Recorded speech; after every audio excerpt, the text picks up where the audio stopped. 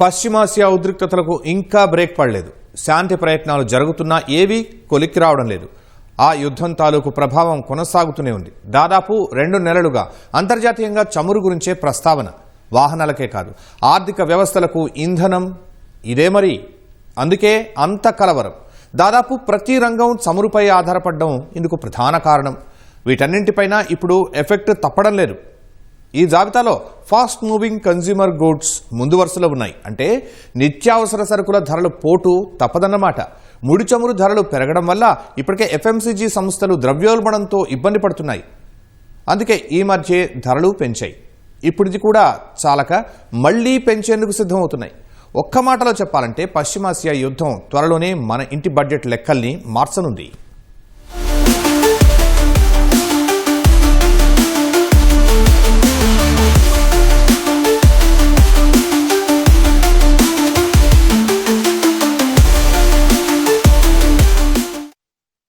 మీ ఇంటి బడ్జెట్ ఎంతైతే అంత, ఆ మొత్తానికి కనీసం 500 నుంచి 1000 రూపాయలు ఇకపై అదనంగా పక్కన పెట్టుకోవాల్సిందే. కారణం పశ్చిమాసియా ఉద్రిక్తతలు. నిత్యావసర సరుకుల ధరలపై త్వరలోనే ఈ ప్రభావం గట్టిగానే పడే అవకాశాలు కనిపిస్తున్నాయి.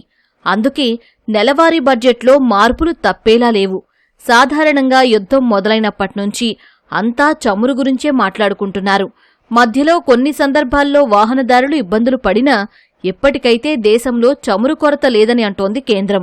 సీఎన్జీ, ఎల్పీజీకి మాత్రం ఇబ్బందులు తప్పడం లేదు. అయితే ఇంత అనిశ్చితి ఉన్నా కేంద్ర ప్రభుత్వం మాత్రం పెట్రోల్, డీజిల్ ధరలు పెంచలేదు. ప్రత్యామ్నాయ మార్గాల్లో చమురు దిగుమతి చేసుకునేందుకు ప్రయత్నాలు ముమ్మరం చేసింది. కాకపోతే అంతర్జాతీయ మార్కెట్లో ధరలు పెరిగినా ఆ మేరకు ప్రభుత్వ రంగ చమురు సంస్థలే ప్రస్తుతానికి భరిస్తున్నాయి. కొన్ని లెక్కల ప్రకారం 10 వారాల్లో 1,00,000 కోట్ల నష్టాలు చవిచూశాయి ఆయా కంపెనీలు. అయితే నిత్యావసర సరుకులను విక్రయించే ఎఫ్ఎంసీజీ సంస్థలు మాత్రం త్వరలోనే వినియోగదారులపై ఆర్థిక భారం మోపేందుకు సిద్ధమవుతున్నాయి.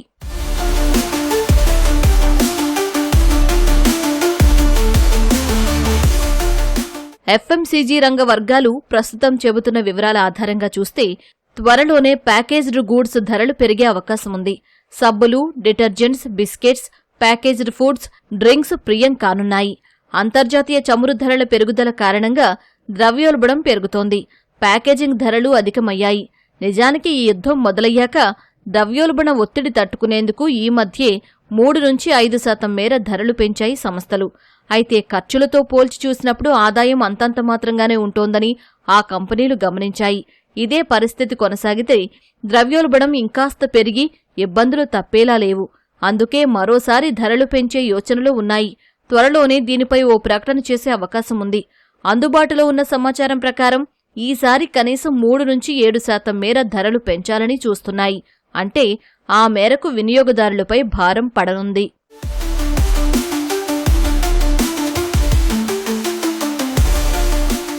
ఇప్పటికే కొన్ని సంస్థలు ఇబ్బందులు పడుతున్నాయి. చమురు ధరల పెరుగుదల, సప్లై చైన్లో ఆటంకాల కారణంగా ఇప్పటికే 10% మేర ద్రవ్యోల్బణం ఎదుర్కొంటున్నామని అంటోంది డాబర్ ఇండియా సంస్థ. ఈ ప్రభావం తగ్గించుకునేందుకు ఇప్పటికే 4% మేర ధరలు పెంచింది.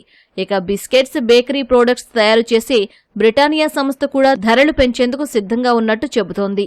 నిత్యావసర సరుకుల తయారీలో అగ్రగామిగా ఉన్న హిందుస్థాన్ యూనిలీవర్ లిమిటెడ్ సంస్థ కూడా 8 నుంచి 10% మేర ద్రవ్యోల్బణం ఎదుర్కొంటోంది. దీన్ని దృష్టిలో ఉంచుకుని 2 నుంచి 5% మేర ఉత్పత్తులపై ధరలు పెంచింది. సర్ఫ్ ఎక్సెల్, లైఫ్ బాయ్, డౌ, క్లినిక్ ప్లస్, సన్సిల్క్, లాక్మే లాంటి ఉత్పత్తుల ధరలు పెరిగాయి. ఇప్పుడు మరోసారి ధరలు పెరిగితే ఆ మేరకు వినియోగదారులపై భారం తప్పదు.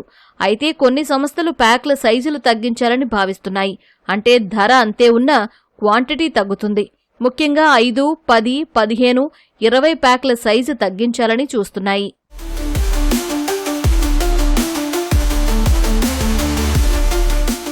ఇక మరికొన్ని సంస్థలు డిస్కౌంట్స్ ఇవ్వడం కొద్ది రోజుల పాటు మానేయాలని చూస్తున్నాయి. అంతేకాదు ప్రమోషన్స్ విషయంలోనూ మరీ ఎక్కువగా ఖర్చు పెట్టాలని అనుకోవడం లేదు.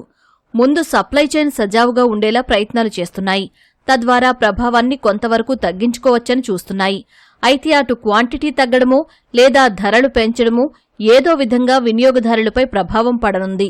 ఫెవికాల్, డాక్టర్ ఫిక్సిట్, ఫెవిక్విక్, ఎంసిల్ లాంటి ప్రొడక్ట్స్ తయారు చేసే పిడిలైట్ ఇండస్ట్రీస్ ఇప్పటికే 2 సార్లు ధరలు పెంచింది. అయినా ఇబ్బందులు ఉన్నాయని అంటోంది. ఇన్పుట్ కాస్ట్ సుమారు 40 నుంచి 50% మేర పెరిగిందని వివరిస్తోంది. మరోసారి ధరలు పెంచక తప్పకపోవచ్చని సంకేతాలిచ్చింది. పారాచూట్, సపోలా ఉత్పత్తులను తయారు చేసే మ్యారికో సంస్థ ఇప్పటికే 6 నుంచి 7% మేర ధరలు పెంచింది. పరిస్థితులు బట్టి ఈ కంపెనీ కూడా మరోసారి ధరలు పెంచే అవకాశాలు కనిపిస్తున్నాయి. ఇటు పాలు, పండ్లు, కూరగాయల నుంచి అనేక నిత్యావసర వస్తువుల ధరల్లో దాదాపు 3 నుంచి 5% పెరుగుదల కనబడుతూనే ఉంది. రా మెటీరియల్స్ ధర పెరిగిపోవడంతో ముఖ్యంగా హార్మోజ్ జలసంధి ద్వారానే గ్యాస్ కూడా మనకు న్యాచురల్ గ్యాస్ కూడా రావడం జరుగుతుంది. కాబట్టి ఈ యుద్ధం కనుక మరొక 2-3 నెలలు కొనసాగినట్లయితే ఈ ఎల్పిజి ధరలు కూడా అమాంతం పెరిగే అవకాశం కనబడతాయి.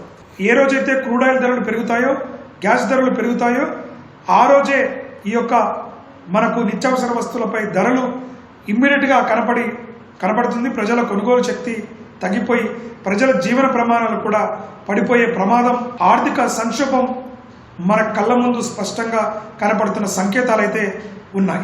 ఈ సంస్థలన్నీ చెబుతున్న లెక్కలు చూస్తుంటే నెలవారీ బడ్జెట్కు కనీసం 600 నుంచి 1000 రూపాయల వరకు అదనంగా ఖర్చు చేయాల్సి రావచ్చు. ధరలు పెంచుతున్నాయి అని చెప్పుకుంటున్నాం సరే, మరి అందుకు కారణాలేంటి?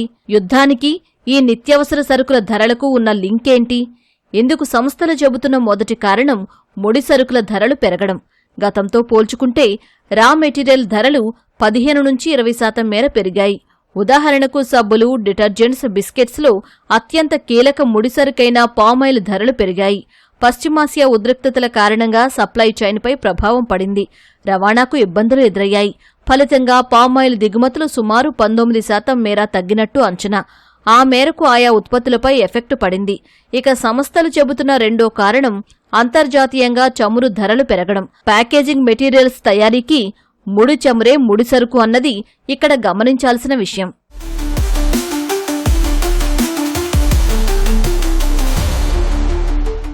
ప్యాకేజ్డ్ ఉత్పత్తుల్లో కేవలం ప్యాకింగ్ కోసమే సుమారు 15 నుంచి 20% మేర ఖర్చవుతుంది.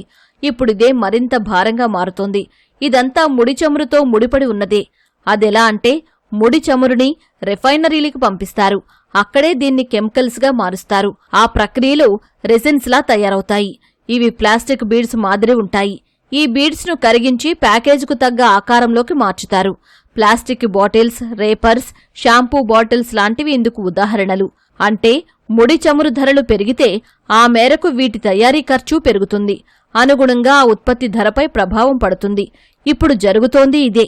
కొన్ని అంచనాల ప్రకారం ముడి చమురు ధరలు పెరిగినప్పుడు ఆయా ఉత్పత్తులకు సంబంధించిన ముడి సరుకుల ధరలు కనీసం 40 నుంచి 80% మేర పెరుగుతాయి.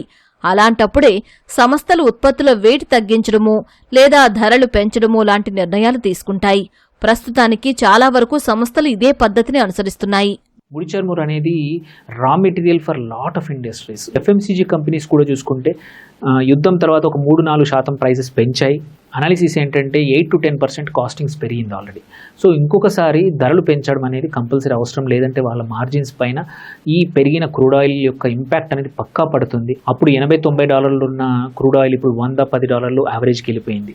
And most of the time మనం హిస్టారిక్గా చూసుకుంటే ఎఫ్ఎంసీజీ ధరలు మాత్రం ఒకసారి పెరిగాక తగ్గడం అనేది మనం చూడలేదు. సో ఇవి అనేది one way direction. At least food, vegetables కానీ వేరే ఆహార పదార్థాల ప్రైజెస్ మాత్రం తగ్గచ్చు. బట్ ఇవి మాత్రం యూజువల్లీ తగ్గించవు.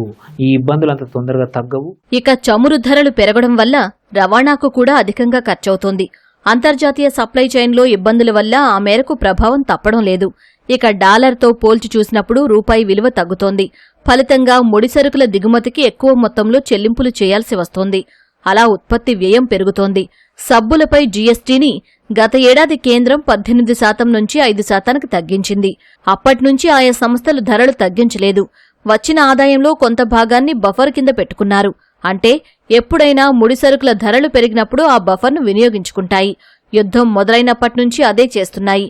ఇప్పుడు ఆ బఫర్ కూడా నిండుకుంది. చమురు, పామాయిల్ ధరలు పెరగడం వల్ల ఎప్పటికిప్పుడు ధరలు పెంచడం తప్ప సంస్థలకు మరో మార్గం కనిపించడం లేదు. అదే సమయంలో తమ మార్జిన్స్ దెబ్బతినకుండా కూడా చూసుకుంటున్నాయి. ఉదాహరణకు ఓ ప్రోడక్ట్ తయారీకి $80 ఖర్చయిందని అనుకుందాం. దాన్ని మార్కెట్లో $100కి విక్రయిస్తే 20% ప్రాఫిట్ మార్జిన్ వచ్చినట్టు లెక్క. ఎప్పుడైతే తయారీ ఖర్చు $85కు పెరిగిందో అప్పుడు సంస్థలు ఆ ప్రోడక్ట్ ధరను $105కు పెంచి అలా తమ మార్జిన్ 20%ని స్థిరంగా ఉంచుకుంటాయి.